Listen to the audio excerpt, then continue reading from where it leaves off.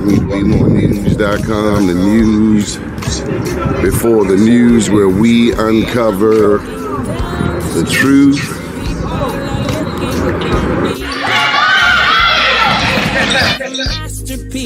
And access, we need God. Because only God can bring us out of this mess.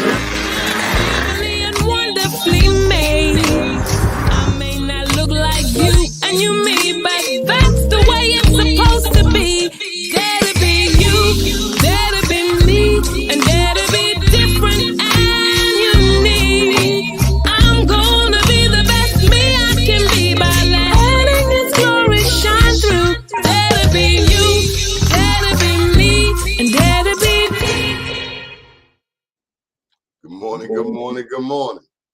Praise the Lord. Donnie Glover here with Lockern and Randallstown's own legend, baseball hero. Say Woodmore. Okay, Woodmore. That don't sound all that thorough though. Yeah. Where your dog at, man? We want to see the dog. Nah, man, my dog's spoiled. Every time I sit in this chair, he think he's supposed to jump up in my lap, man. That's what doggies do, man. Tell him, Pharaoh, that's what doggies do. I had to put him in his place. And you know, this is his time to walk, man. So he's like, come on, man, what you doing? You messing up my flow. Yeah, I know that look, don't I? I know that look all too well. Yes, sir. Top of the morning to you. Always a pleasure, my brother. You know, I was thinking, now you grew up out there in Liberty Road. Yes, sir. Yes, sir. Did you go to church? Yes, sir. I did. Did they play? What do you mean? Did I go? Hey, have a choice. Did they play real, gospel music there at your church? Periodically. Did y'all have one of them choirs like my church? You know, that real slow version of the Lord's Prayer? Oh, yeah. Our Father, which art in. By the time they finish, it'd be the first quarter of the Ravens. Yeah. I live down the street. Not down the street, about a half a mile from Epworth United Methodist. That was my mother's church. That was our family church at the time. You ever been? Who them other people? What's the ones that get up, stand up, sit down, stand up? Is that Presbyterian? I'm not sure. I've been to so many different denominations of churches, specifically speaking, because my father was in the military, so we was always traveling, from different states. You ever seen the Church of God in Christ, the one with the big band? No, I've never been to one of those. Oh my God, you ain't been to church till you see the tuba. Until you seen the tuba in church. A tuba. Church of God in Christ, man. They got the whole band, Jack. So where they from? New Orleans? First, use face recognition to unlock the device. Let me tell you something. Me and Alexa my brother was telling me, this is where the conversation went. Like, you have Alexa? Nah, man, I ain't tying to that. I ain't want nobody listening to everything I say or do. Well, that's what I come to find out. Alexa listen to everything. Everything. Yeah, and I didn't. So the topic of conversation was what happens when you call Alexa out her name. Really? Did she straighten you out? I didn't try it. Oh. I was just having a conversation. Oh, okay. Yeah, she might straighten you out and then bring that comment back at the time when you least expect it, and then make it sound like you talking to the person next to you. But anyway, first and foremost, Donnie, let me congratulate you on such a great show you had Sunday night, man. That was the most informed political show that I've ever had the possibility of not participating in, but I mean, I just enjoyed the conversation. And you had brothers and representatives from all over the state of Maryland speaking on the African Americans' political view as it relates to this upcoming political election. From all the counties, you had Prince George's County represented, Montgomery County represented, Baltimore City, Baltimore County, Who else did you have out there? But that's where we are. We're in Baltimore. Right. If you're going to win the state, you got to win Baltimore, Northwest Baltimore County. Right. No disrespect to the rest of the county. Right. But also Prince George's, the DC suburbs. Yep. And historically, Baltimore was more significant than maybe it is today. Okay. The numbers have gone down in Baltimore. Your numbers in Baltimore County have gone up. Right. But Prince George's County, those numbers have really shot up. And then even down there, there's the transition. There's the trend of people moving from Prince George's down to Charles County. And then additionally, you had a gambit of age. You had some young professional brothers on there speaking their mind, and they were such informed and acknowledged. And then you had the older brothers chiming in based on their past experience. Man, that was a great show. You got to do that again, man. I promise. Especially before what is it, next Tuesday? Especially before if we can get Mr. Julius Henson again, for me, the treat was just having him stick around for an hour or so and share his expertise. He always gives phenomenal insight. He's one of the smartest people I know in Maryland politics. I mean, that's my go-to. You tell me somebody shopping in Julius Henson in Maryland, and I had to shake your hand at Baltimore, Charles. That's the center of town. I ain't saying he know it all. Right. But he studies this game. I love people like Floyd Mayweather. Floyd has left me befuddled on certain things over his career, but in terms of boxing history, Floyd, his uncle, his daddy, they study boxing. It's not just right, left, right. Right. They studied the history of it. That's right. That's right. Well, man, that was an awesome show, man. And I was chiming in every now and then, but I just really didn't have the time to pop in and get on. I don't consider myself a political professional to know everything. I feel like I was out my league with them brothers, man. Even though I try to be engaged, I try to be informed, but that was another level, man. That was another level. It was very interesting. Great. We all are learning. And you mentioned the intergenerational. Mm-hmm. As sharp as the new younger fighters are, mm-hmm. as sharp as Martin Mitchell and man. Can't forget the old head. Scott Phillips. What's happening, got my brother on there, brother Scott Phillips. He's in the spirit, man. God bless you, Scott. May the good Lord bless you, your family, your team. How you holding up, champ? You in the championship rounds? We in the round, Donnie. We coming out, man. Hey, look, this has been amazing, Donnie. I'm telling you, the closer you get, the harder it gets, and the closer you get, you know they coming, Donnie. They trying them, brother, but we're gonna hang in there. They trying to build hard. Donnie, that's another Woodmore brother right there, my man. I tell you, yes, man. Sir. Woodmore, yes, where is Woodmore for those who don't know? Baltimore County on the map, baby.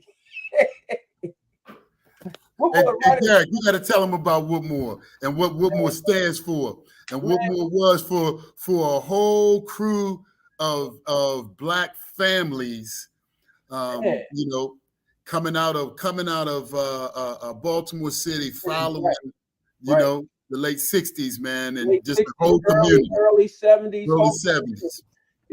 It was the Wakanda of Baltimore County, brother. I'm letting you know. There you go.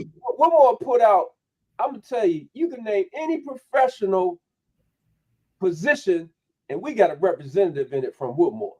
Absolutely. Well, I thought Dunbar was so hot till I went to Joe Mann's store, and Joe Mann's told me the story of Woodlawn beating up on Dunbar. This had to be like 1902, 1903. But Joe would not let me forget that Woodlawn at some juncture beat up Dunbar. Joe would never let me. Don't mention Dunbar around Joe Mann's. Oh yeah, man. We lived on the edge of. We lived in Woodlawn. Woodmore is a community in Woodlawn, Yeah. and coincidentally, me and Scott both went to Woodlawn. So we understand and we feel them wholeheartedly. Scott, what have you learned this time around that you didn't know before? I don't know if I learned anything significantly new, Donnie, but one of the things that I do know, politics really evolves, right? And the evolution of politics, this current round, so much of this stuff, man, is doing this kind of thing, right? Social media has become huge. But at the end of the day, grassroots knocking on doors, it still matters.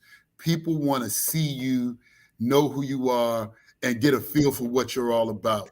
And so hopefully in this go round, I've gotten to be totally me without anybody else defining me, right? I will tell you, Donnie, and you know, other folks tried to define me last go round. This go round, I'm not allowing anybody else to define me but me. And at the end of the day, I'm going to continue to be a servant leader no matter what happens on next Tuesday. I'm going to always just be me.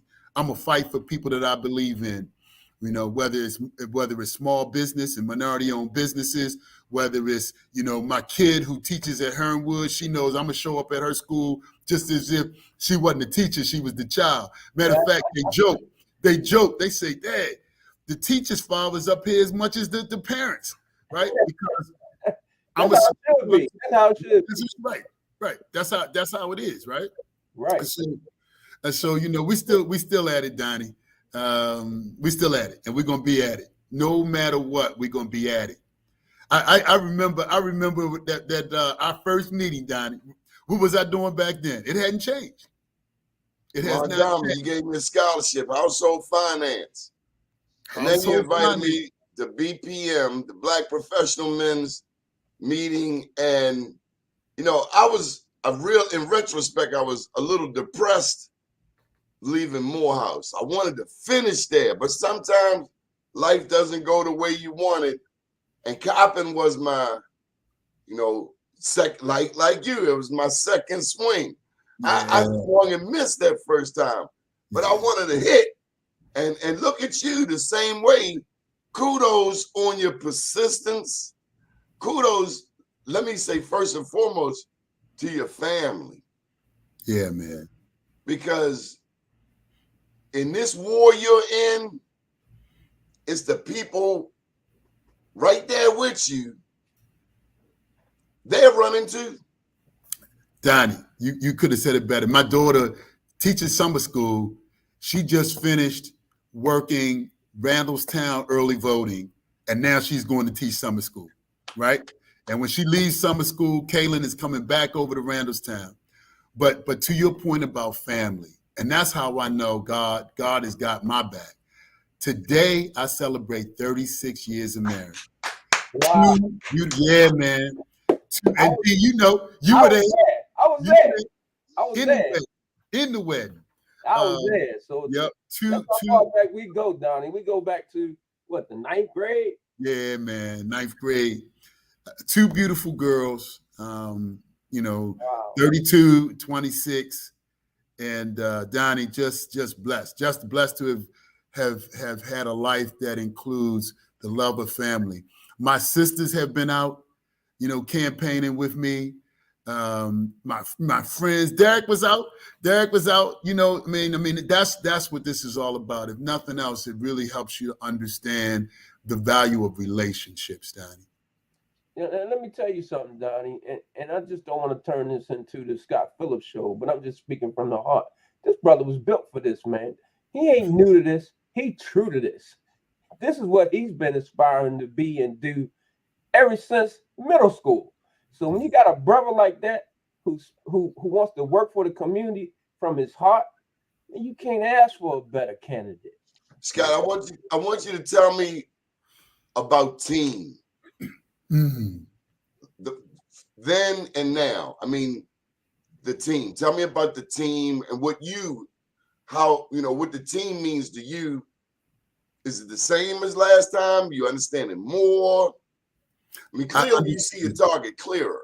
Yeah, I understand it more. I understand a couple of things. Number one, going in with a I don't want to call it a plan, but going in with an understanding that was much clearer this time than the last time I ran in terms of team. Going in with some principles, right? And I will say that the folks that I'm working with today, we generally share the same principles, and that matters, right? And at the end of the day, what we've come to is a team that is really working together and watching each other's back. I would say so. You got your wife in there. Your wife, she got a pack and carry permit, don't she? Like, all y'all act right. Hey, Donnie Glover. Hey. Yeah, and holding people accountable, man. So everybody that says, this is what I'm going to do, you got to hold everybody accountable. So everybody, just keeps their, sorry about that, Donnie, keeps their commitments, right? So that's what we're trying to do, man. And it's been good. It's been good. Now there are people outside, right? Folks outside the team that want to throw darts, Donnie. I mean, they throwing them hard. They throwing them, Doc. They throwing them. And that's because, I think we've ruffled some feathers. And that's a good thing. So when you ruffle feathers, you put a target on your back. So I would say to everybody out there, when people come at you, that's when you have to, that's when you really have to be your strongest. Right. And if they're not coming after you, what does that mean? That means you're irrelevant, right? So if they're coming after you, you're definitely relevant. Yeah. You ruffling some feathers, that means something's going on. I had this conversation, man. I really, man, and I got to say this, right? Because this isn't just about Scott Phillips' election. This is about a team's election, but this is even bigger than that. Yesterday, I was with Wes Moore, right? And Wes Moore has gotten the endorsement of, so this is like big stuff, man. And I've been there too. Steny Hoyer, Kwesi Mfume, Speaker Jones, Adrian Jones, and last night, Dutch Rupersberger, right? Think about that. Last night. I know Dutch Rupersberger's people got this cattle house, this beef house over here on Pennsylvania Avenue. Yeah, the family. And it ain't necessarily his favorite part of Maryland. Yeah.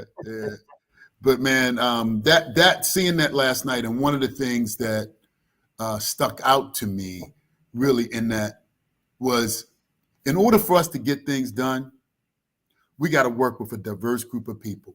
That room last night, looking at all the folks that were there, right? And the rooms that I've kind of set up, the people that are supporting my candidacy are very much the same. We need everybody to fix the mess that we've kind of created for our kids. Elijah used to say, the children are the messengers of the world that we may never see, right? That's what we send into the future as the messengers of the world that we will not see, right? And we have got to bring people together, right, to fix some of this craziness that we've created. And that's my objective. I commend you for sticking with it. Yeah, man. My daddy used to say, a heap see, but a few know. Many start, but a few go. Anybody can start something. But I always knew you had some unfinished work. Yeah, man. Well, I'm trying to finish what that seed that God planted in me over 20 years ago. But has the demographics changed? I mean, it's you talk about diversity. You got more Latinos, more Pakistanis, more Indians. It's not the Liberty Road from when Cooks was up there on Liberty and Rolling Road. It's a different Liberty Road. It's a different Randallstown, and it's a different environment. Hip-hop You projects. look, man. You realize we go all the way out Reisterstown, past beyond Reisterstown. We're in Hampstead, Maryland, all the way down to Halethorpe, right? So that in the geography is different, significantly different, right? I'm knocking on doors at households in Halethorpe. And it's fortunate, man. I got people I'm knocking on doors because we are doing this different. And I've been able to send out, once again, my own communications, right? And I get to doors, and I was at a door in Relay, Maryland, and my daughter Erin was with me. And we knocked on the door, and I said, I'd just like to introduce myself. Door open. I'd just like to introduce myself. And it happened to be a white female. And before I could introduce myself, she said, I know exactly who you are. She said, I've already circled my ballot for you, Mr. Phillips. Wow. Right. I met a EMS worker, UMBC. And she said the same thing, right? Open the door. She said, oh, and I started talking about Dr. Rabowski. She said, oh, I love Dr. Rabowski. We're so sorry he's leaving. She said, but you know what? You remind me of Dr. Rabowski. Think about that. White female, right? So our community and our district is very different than it was many, many years ago.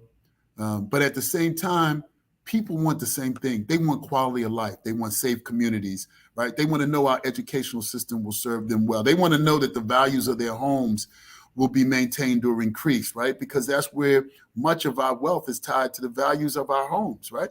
So we've got to do the things that improve the quality of life, improve our communities in a way, and ensure that people have this feeling that, yes, I want to live, I want to play, I want to work in this community.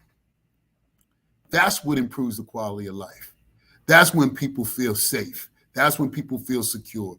That's when people want to send their kids to their neighborhood schools, right? That's what I want to see. And Scott, let me say this. The value of our properties are also tied to the ratings of our neighborhood schools. Absolutely. Absolutely. And that's why we got to do better with these schools. And we got to meet we got to meet our students and our parents where they are. I'm a big proponent of early childhood education, right? And Donnie, I don't know if you remember this, but for a number of years, there's an organization called Maryland Family Network. And that Maryland Family Network came out of a group called Friends of the Family, right? When the whole concept is, if you think about it, was based on the research that 80% of a child's brain is developed by the time they're 5 years old. So when we can't figure out how to get children into some academic learning experience when they're very young, particularly Black kids, right? Because often we don't use the same vocabulary as other communities, so our kids aren't hearing things. We're not engaging them in activities that are going to develop their brain. So we have got to figure out how to make children school ready. Mm-hmm. We got to put more money into that 0 to 5 age bracket. I'm all about pre-K, full day pre-K for every child. So let's go to that. When we think of Randallstown, Lockern, Liberty Road, many of the people have roots in West Baltimore, 10, Absolutely. 20, all the way back to 50 years ago. This is a 50-year emigration from West Baltimore, mm-hmm. even some from East Baltimore, out the Liberty Road corridor. I remember when you had the 28 Woodlawn at 28. Yeah, bust out, take you right downtown, Daddy. Right. That's right. All the way out to Marriottsville. But now, in terms of the schools have changed. The supermarkets, the food desert. It's a different Liberty Road than the one you grew up in. More traffic, more people. But are we as politically active as an Ella White Campbell would want us to be. She wrote. I say, no. Now, I'm not gonna lie. We are not as politically active, not as politically aggressive as Ella White. Are we in the rooms? Ella White helped to get us in the rooms. We just have to have a greater voice when we get there, right? We got to be savvy. And so, what do I mean about that? You stand on her shoulders. I stand on the shoulders of people like Ella White. There's no doubt about it. No doubt. We have to be. So it was a different time, right? So Ella had to raise her voice in a different way.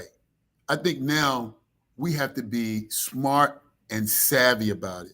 Some of the tactics that we need to use today are those behind the scenes. If you want to be successful, some of our peers, and you can't listen to us and move these issues along, then we have other ways to deal with you, right? We've just got to be more savvy. And some might say, so Scott, what are you saying? We got to use other people's tactics. That's probably what I'm saying. I can't wait to see you 20 years from now when a new young Scott Phillips comes on to the scene. Bopping. Hold up, young buck. Hold up. Yeah. Hey, listen, I met this lady.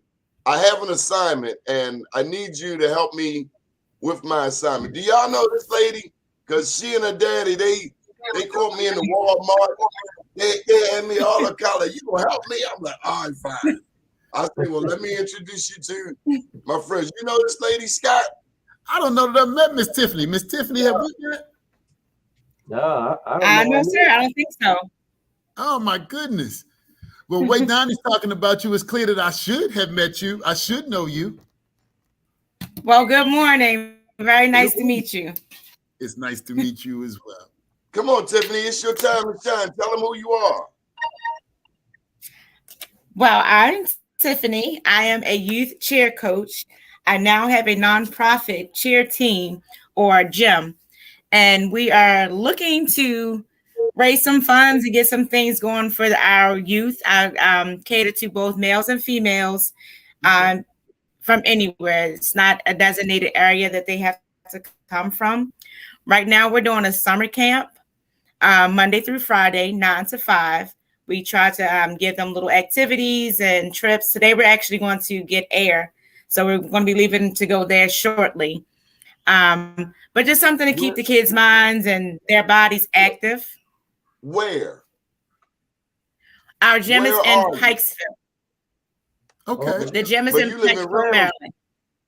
But you live in Randallstown. I live in Randallstown, yes.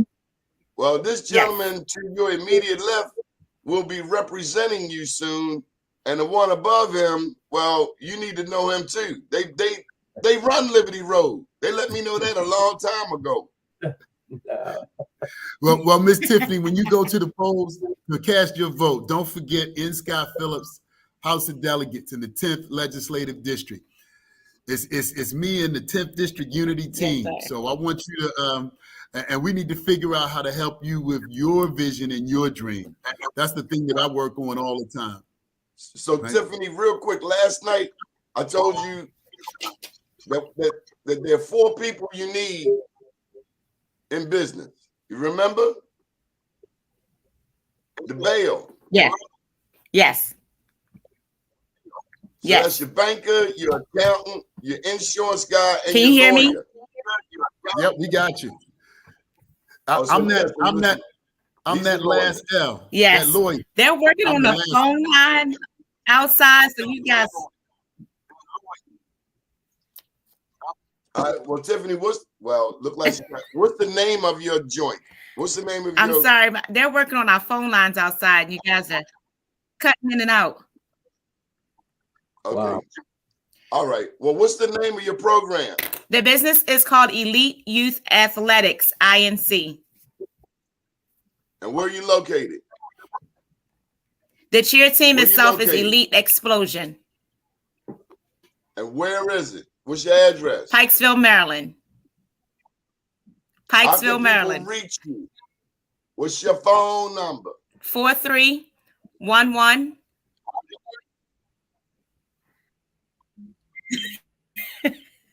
Oh, we lost you. My address is 4311 Old Milford Mill, Pikesville, Maryland, 21208. Can you hear me? Yep. Yes.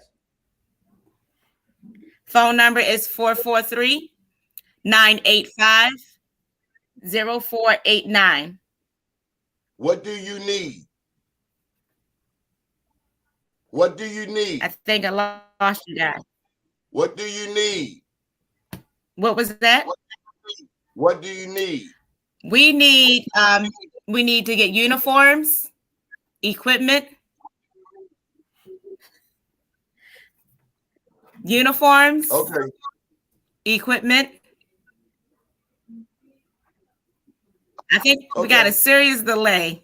Okay. Well, we'll bring you back next time. Okay. So, Scott, you're still out there helping people. What can people do to help you at this juncture? What do you need from the community? And don't be afraid to call out. I mean, your fraternities, the sororities, people that go to black colleges, people that went to white colleges. We want everybody. 8 to 80 blind, cripple, or crazy. We want everybody. We want everybody. So look, we can always use volunteers, particularly these last couple of days. We got 3 days left in early voting. 3 days left in early voting, and then we've got July the 19th, which is the final day. We're making phone calls. We're still knocking on doors, visiting folks. So if anybody's interested, reach out to me. And you can get me at candidate@nscottphillips.com. That's candidate@NSCOTTPHILLIPS.com. And we're still taking volunteers to do that. The other thing is you can come out and vote. Let me tell you something. This is a different election. About 2/3 of the votes that have been cast thus far. Let me guess. Go ahead. It's in the mail. It's in the mail. It's in the mail, Donnie. It's in the mail. What's that mean for you? I mean, what do you do? I was trying to explain to my brother last night that if everybody was taking the escalator, but now COVID it and everybody's now taking the steps, it's your job to know that people ain't going up the escalator for whatever reason. You want to catch the majority of them, they going up the steps. Yeah. Which means, and I believe we've done a good job with this, which means that you had to be out there communicating with people early, right? And I've been fortunate. We've attempted to reach people by knocking on their doors. We've reached people by communicating with them through mail, by communicating with them through text messaging, by making phone calls.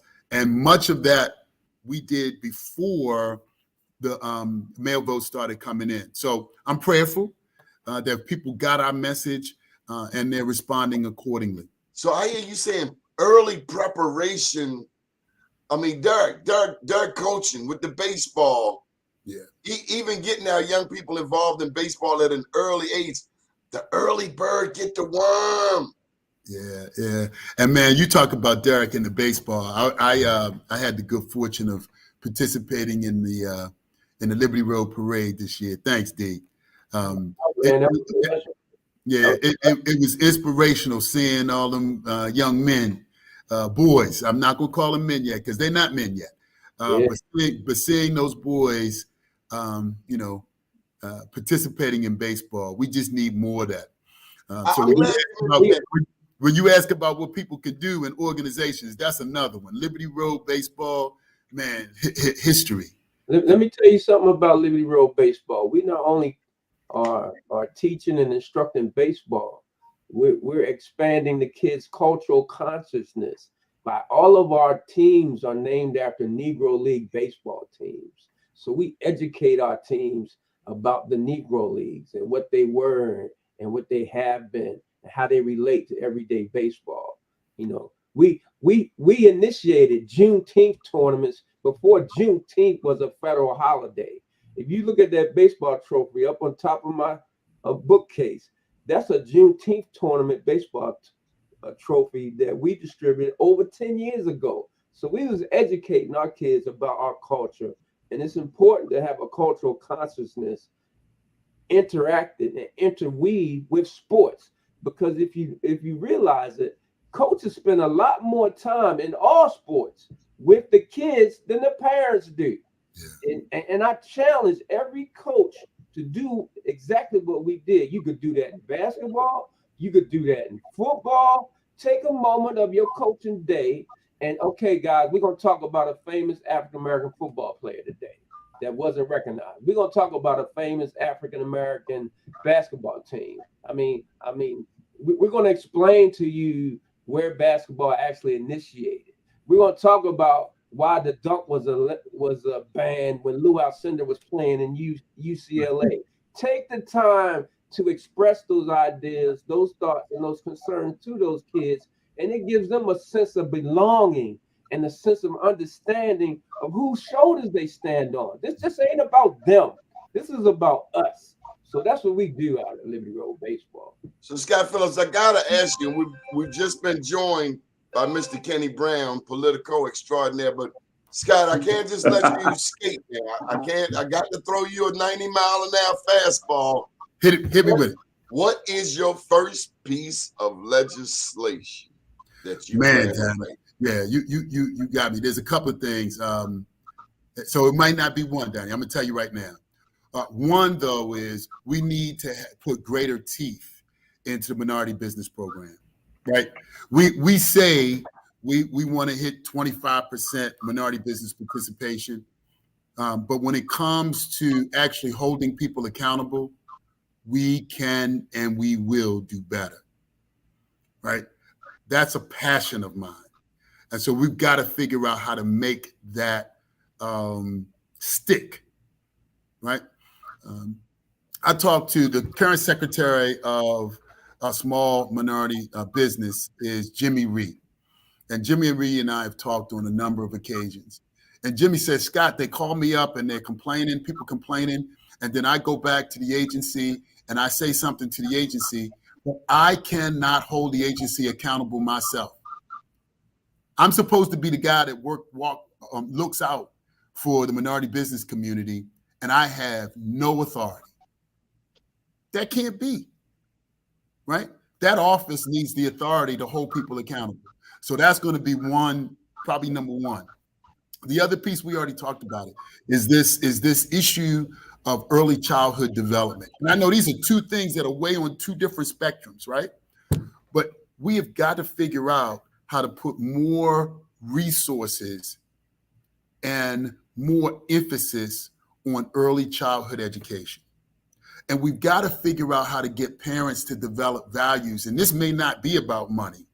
You know, maybe it's a campaign, but to develop values early on about the importance of educating their children, right? And so particularly in poorer communities, so that people will have, just a fair chance. We got to give our kids a chance. Because I'm telling you, the more illiterate you are, let me do it the other way. The more literate you are, the less likely you are to pick up a gun to resolve an issue. Even in Baltimore County, y'all worried out there? The more literate you are, the less likely you are to resort to violence. That's a reality. I thought about that. I specifically want to say that we need to definitely incorporate more opportunities for our kids to learn about self, after school programs, summer camp, because our culture isn't being taught in Baltimore County or Baltimore City public schools. Not only that, Scott Phillips, I'm going to teach your 5-year-old great-grandkid, your grandkids, I'm going to teach them about sexual gender at 5 years old, and you ain't going to do nothing about it. What? Hey, we're talking about teaching kids. That's why, as folks, we got to start paying more attention to these school boards and what's going on there. Those folks were sitting there. to sit on these school boards to help manage, to guide. I'm going to tell you, when they first came up with this idea of elected school board, Danny, I thought it was a great idea. I said, well, people can choose people from the community they want to go represent the community. But I tell you what, now that I've seen it, it's one of those things that if I could go back and change, I would. Because now anybody or anything can go and sit on the school board if they got enough money and they can go out and promote themselves. And they may not have your child interest at heart at all. So I gotta get our people to start paying more attention to who we get to represent us on school boards. Especially as it relates to this critical race theory concept. Doug, wasn't you supposed to be touching education about something tonight? Yeah, actually, Baltimore County has a school board meeting tonight where quiet as it's kept from the grassroots perspective, they still trying to get rid of Dr. Durrell Williams. Yeah. The superintendent of Baltimore County Public Schools. I don't understand. They keep hiring all you intelligent black people to run the school, and as soon as you get in there, from Joe Harrison to that lady, Miss White, that's all of you just hired me. Now you just giving me a pink slip. What's up with the peoples out there in Baltimore County? Don't you like black people? That's what it's related to, Donnie. Just what Kenny said. Do you know that they used critical race theory to win an actual governor election in the state of Virginia? Yeah, they did. The fear of critical race theory. Donnie, all over the country. The fear of what? When we get fear of because nobody was teaching critical race theory. Right. It was the fear. Fear. So I create an issue to have people afraid to elect an individual who has never talked about critical race theory. Imagine that, right? So we cannot allow other people to define the issues for us. That's what we do. We allow other people to define the issues for us. Can't let it happen. This school board thing is the same thing, right? They're defining issues. They're calling people out, saying that they're not doing this. I mean, look, Dr. Williams inherited some craziness based strictly on the pandemic. Yes. Right? Strictly on the pandemic.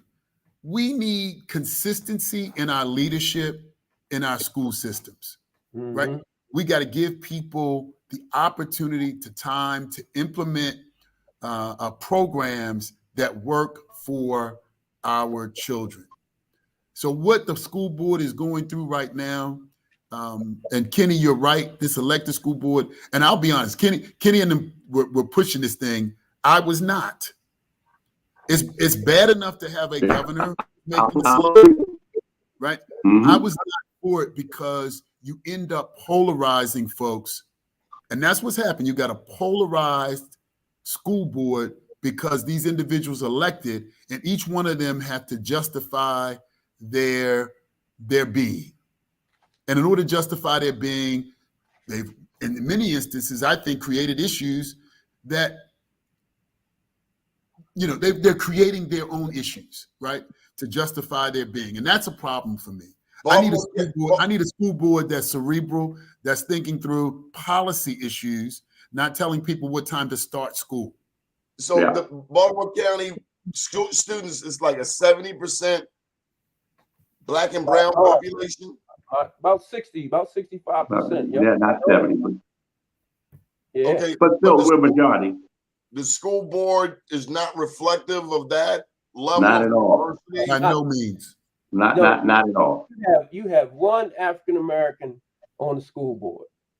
Now, you did have two. But Cheryl Pasteur dropped off to run for delegate, which was a good thing and a great thing. She's probably have greater impact as a delegate than she would as a school board member. But Scott, they treated Dr. Cheryl Pasteur real greasy. They did. They did. I remember when she ran for chair, she got more votes than the other lady, but the other lady got to keep the chair. I mean, that's the craziness. It's the way they had the board set up. You had to get 7 votes to win. Cheryl got It 6. remind me when the basketball goal was at 9 feet, and then we start dunking on it, and they say, "Oh, it's got to go up to 10 feet." No, but the way the rules were set up is that you had to have at least, I think it was 5 votes, and actually one of those. No, you had to have 7. Hey, Derek, you had to have 7 votes. Yeah, but Cheryl had 6, and the other lady had 5. But because she was the current chair, she got to keep the chair at 5 because Cheryl didn't reach the 7 threshold. And the reason she didn't, I think one of the school board members abstained. Member died. No, member died, passed away. Yeah, a member died. So That's why it was 6 and 5, right? Okay. But Scott, I was piggybacking off of what you were saying, and you and Derek were saying. Believe it or not, our future is all based on our young people. Mm-hmm. And if we're not doing right by them now, what do we expect for them to have? What will they have to deal with when they get there? And it all starts with our education system, man. Mm-hmm. So I got to shift gears. You see, Dan Moorheim just jumped in. Is it true Izzy Patoka used to go to Woodlawn? Yes, sir. He sure did. Yes, sir. Oh, that's where he learned how to play ball? That's right. Izzy Patoka used to play ball with us at lunchtime down on the court. We wasn't supposed to be on the basketball court. And Izzy said he was a pretty good basketball player. Yes, he was. He didn't make the team. No, he said he still got a ball in the trunk of his car. He didn't make the team, but we pick him up when we needed 10. Oh man. So y'all don't know. We look, that's another story about Woodmore, Donnie. When you talk about the ball players in the community, the good ball players in the community, we all came out of Woodmore. I say we because I handled that rock too. What you say, D? Hey, yes, sir. Hey, look, Donnie. They used to come. The brothers from the city used to come out the county with an attitude on their shoulder, man. Because y'all had lights. Y'all had lights. We was mad. That's right. But listen to this. They used to come up the hill in the car. We used to beat them real quick and then yell out 5 new and a better crew. Go back down the hill. All day long. All day long, man. All night long. To 11 o'clock at night. We was on yes, sir. 11 o'clock. Well, I'm glad you mentioned that because I didn't know how to squeeze it in here. After we got out Liberty Road, because you guys played so late at night, one of the first stories I covered for Kenny's newspaper was black people closing the basketball courts out Liberty Road. Oh, man. Oh, my gosh. Again, Donnie, that's a lack of cultural cohesiveness and communication between the generations. If you don't talk to kids, you don't know kids. I've been on certain boards, especially athletic boards, where the adults are afraid to approach the kids. When we was growing up, my father wasn't afraid to approach no little kid on the street, no teenager. If he wasn't doing right, he straightened him out on the spot without any fear. It's a different day today, Derek. Man, I ain't trying to hear it. Well, don't say nothing to my kid. We done heard the ghetto before. That's right. That's right. Leave my kid alone. Don't say nothing to my kid. Mind your damn business. Nah, man, our community, you would get chastised and reprimanded by Miss Z across the street. And by the time you got home, your mom's heard about it, you got it again. Yes, sir. Yes, sir. But both of you, I got to put it in there. Doug, you grew up with your dad. Scott, you grew up with your dad. Yeah, we did. Yeah, we did. It was a different time, Donnie, and I'm telling you, but not everybody did. Not everybody in our community did, but it was a different time, and we really did have role models. I think about Mr. Bailey. I think about Buddy. These were people that sold into our lives who were other people's fathers or other people's big brothers. Yeah, we knew. Right? And then we sold into each other's lives, man. Mm-hmm. Right? People. Well, that's the real beauty that you cats, you've known each other 50 years. Man. Yeah. No doubt. Even we had a friend that lived around the corner, the Reed brothers, Jason, Joey, and Jeffrey. Jeffrey's an accountant. Jason owns his own auto mechanic shop, and Joey was a lawyer. Their father was an accountant that worked in DC. He got up every morning and caught the train in DC. You know, for us to even know of that, you know, it was awesome. Then we had Dr. Downs. He lived down the street. Yeah. On Minna Road. Dr. Downs got 5 kids, all 5 of them college educated. 2 nurses, engineers, veterinarian. I mean, we had all that in our community, man. So I mean, we had some great role models. You had Ira Anderson's father. He wasn't a professional. He had his own painting business, though. That brother was working all the time. Yeah. Is there a book of this Liberty Road history? I mean, as you're talking, we're gonna work on that book. We're gonna work on that book. We got to get that book done. We're gonna work on the movie. We gotta work on the movie. Woodmore the movie. That type of community, I don't think it exists no more. Yeah. I don't think it Man. exists no more. We're talking about astronauts. I'm thinking about Robbie. We got astronauts came out. Robbie Kirby that lived around the corner from us. Yeah. Who? Robert Kirby. Robert Kirby went to the Naval Academy. Went to Woodlawn Senior High School. Yes, sir. You got Kevin Lyles. Went to Woodlawn Senior High School. My man, I'm letting you know. We put some power. We put some power hitters out there, Donnie. Are we as politically astute as we were when you were kids 50 years ago? I think we're as astute. I sometimes I wonder if we are as effective, because you mentioned Ella White Campbell, right? Ella White, in my estimation, was one of the most effective community leaders that I've known in my lifetime. Mm-hmm. And she also pulled other people in, right? She pulled people in. We need that today. We do. And I think that people like Kenny Brown and Derek, we're all still very, very active in the community. Consider myself active in the community. But one of the things that we have to do is learn to leverage other tools, right? And to create legislation that helps us be even more effective. One of the things that I'm excited about, and I'm gonna give Charles Sitnor his due. He put in a bill, right, to create a community development a CDC for the Woodlawn community. At the same time, I was in the ear of Johnny Olszewski about Randallstown, and that legislation passed, the Community Development Organization for Randallstown. Now, we got to get the right people in those positions to run those things, but that begins to leverage additional resources to create power that is community-based. So you said a CDC for Randallstown, a CDC for Woodlawn. Are there already CDCs, say, for other parts of the county? The model is Dundalk. They call it Dundalk Renaissance, right? And if you think about it, there's been a Renaissance in Dundalk. We need that. The other model, and they don't call it a CDC, but Catonsville has always had a very strong community organization. They sure have. Right. So they got their what they call the entertainment district, right? Mm-hmm. And they're pouring money into Catonsville because they're getting additional resources because it's an entertainment district. Right?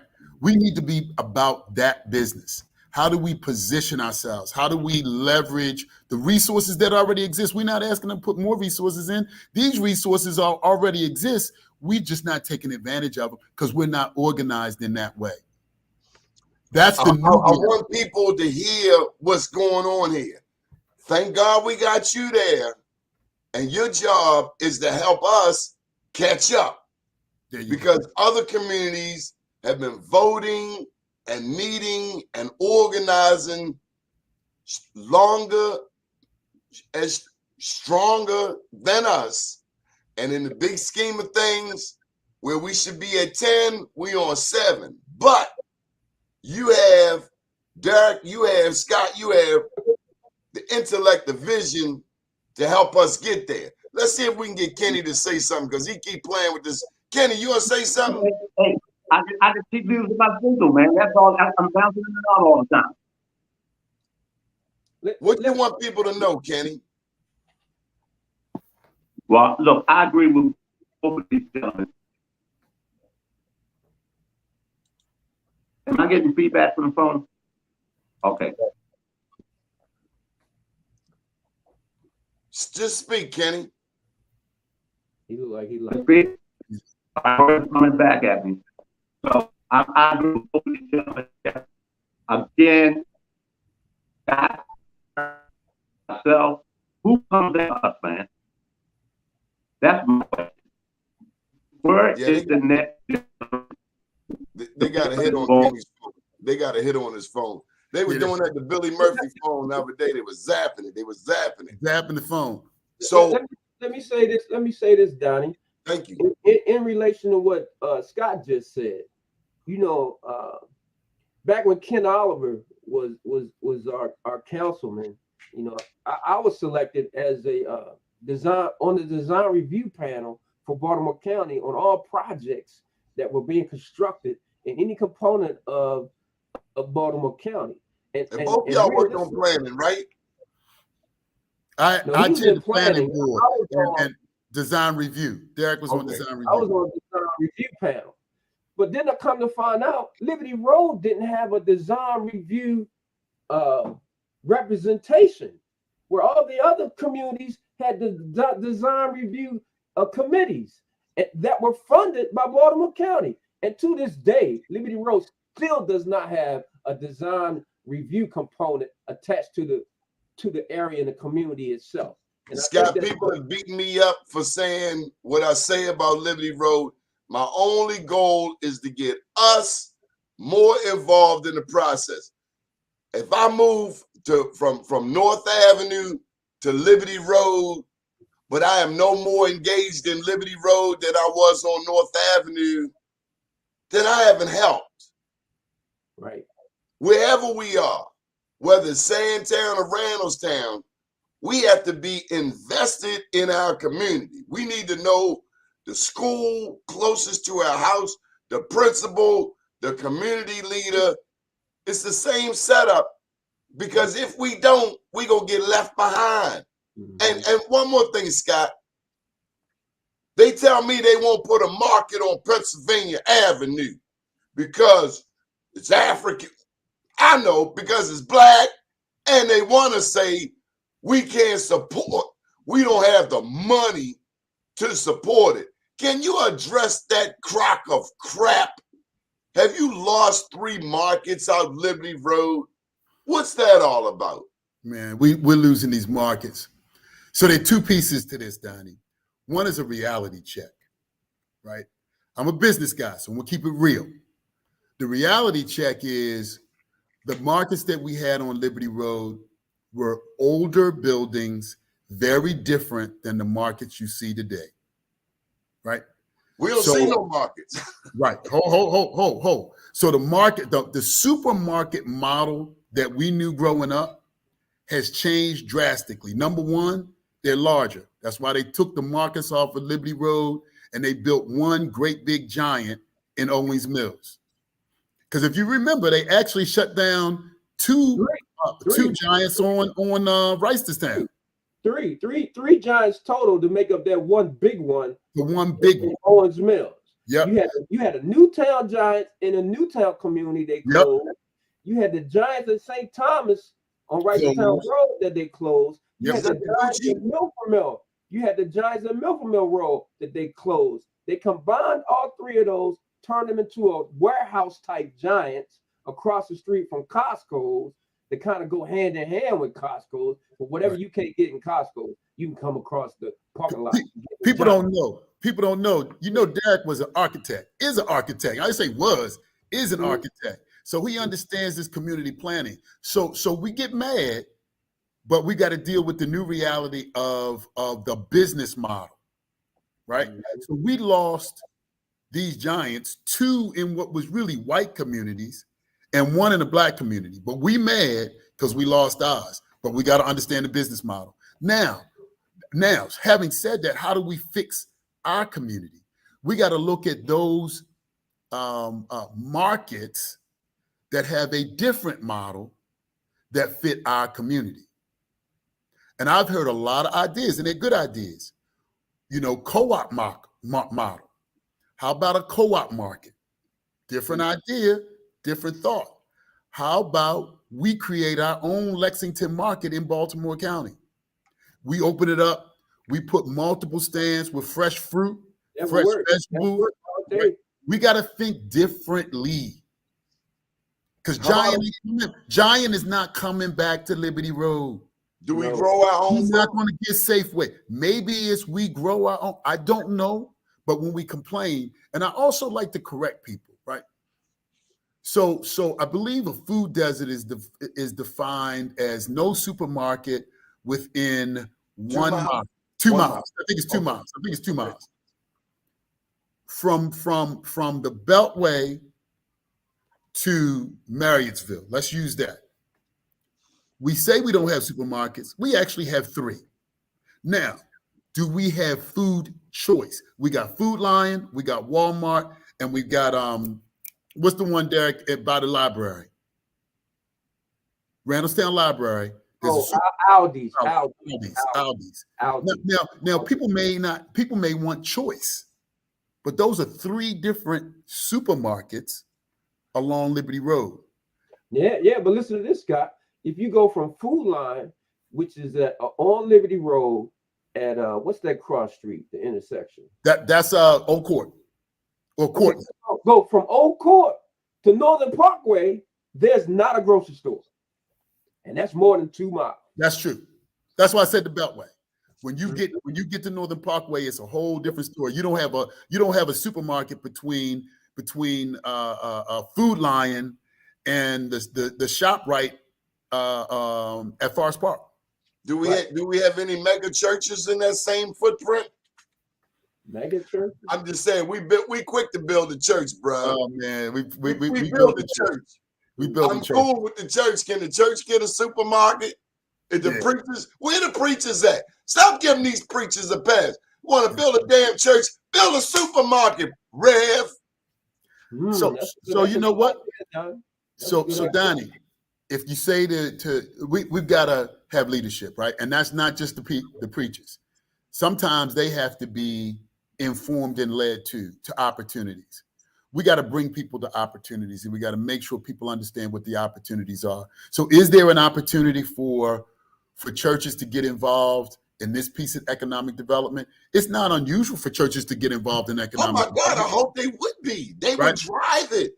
Right. So if you think about it, you got churches involved in building housing in a major way, right? Mm-hmm. Generally, it's affordable housing. So that's a great idea. Maybe we get them to think about it. Since there are resources in the community, they hold a significant amount of resources to start think differently about economic development. Especially if they choose a Black architect and a Black engineering firm like Commercial Construction. Because I was going to one church in Baltimore City, and they were looking to rebuild. And I asked them at the church meeting, I said, hey, are you getting a Black contractor to build a church? And this Negro said, well, we don't care if the contractor's Black or white. We just care that he good. And I say, Negro, you get all of your money from Black people. Shame on you. I hope you go to, I didn't say that part. Scott, any final thoughts? We got to put a plug in for Kenny since his communications all whacked up. Make him feel good, Scott. Hey, man, we got to say, look, I have, just like you got my banner down there, I'm working with you. I appreciate it. We've got to invest in our own. We got to buy from our own. We've got to leverage our own. Kenny got the Northwest voice. And every month I got something in his paper too, Donnie. I missed this from Dan Moreheim, Scott. Yeah, man. So look, what Dan said. What's Dan talking about over there? The Baltimore County Procurement Commission and impact on local businesses. Oh my gosh, Dan got me. We worked on that one together. So we looked at everything. We looked at efficiency in government and procurement. We looked at staffing. And one of the big areas that we looked at was small and minority business. Dan is the guru on that. Dan taught Black legislators in Annapolis about MBE. And I don't mean 10 years ago. I mean 15, 20 years ago. Yeah. That's how we met. I still got some issues on Baltimore County MBE. their level is only at 15%. And Derek, let me hone in more. When it comes to Black folks doing business in Baltimore County, if we're at 5 to 7%, it's a lot. 1 or 2. That's crazy. Right. Man. So, and in certain areas, in certain agencies, what's his name? Caminets. That's his name. Kevin Caminets. He said, Kevin. get rid of the MBE. Didn't he say that? Yeah. Didn't he close the office down, told Damon to get the kick rocks? Yeah. So let me say this. I've been around Baltimore County procurement and Baltimore County government doing different things for a very long time. I am hopeful about this study that the commission did on procurement for Baltimore County and making a real difference in how we procure and holding each other accountable. I expect that there will be some sunshine on this, right? That we will have information that is public, that the public will be able to see, a dashboard, if you will, that the public will be able to see. And the more people see what is taking place, I think the better we will be in terms of holding people accountable. That's right? true. In this administration, so I'm going to give it to him. I really believe that Johnny O and his administration is earnest about trying to make that information available to people so that people hold them accountable, right? Hold the administration accountable. But there's some stark things that we picked up on, man. In terms of monitoring, in terms of enforcement, the tools are not there in Baltimore County today. And we expect that based on the report that we did, and I would encourage people to go out to the county's website and look for the Blue Ribbon Procurement Commission. That's what it was. Look for the Blue Ribbon Procurement Commission report so that you can see exactly what we're recommending. So what's going to happen in 4 years when Johnny Ochesky got to leave the county executive spot? Izzy Patoka want to look at that spot? Julian Jones want to look at the top spot? Will Johnny O run for governor? Will Angela also Brooks run for governor?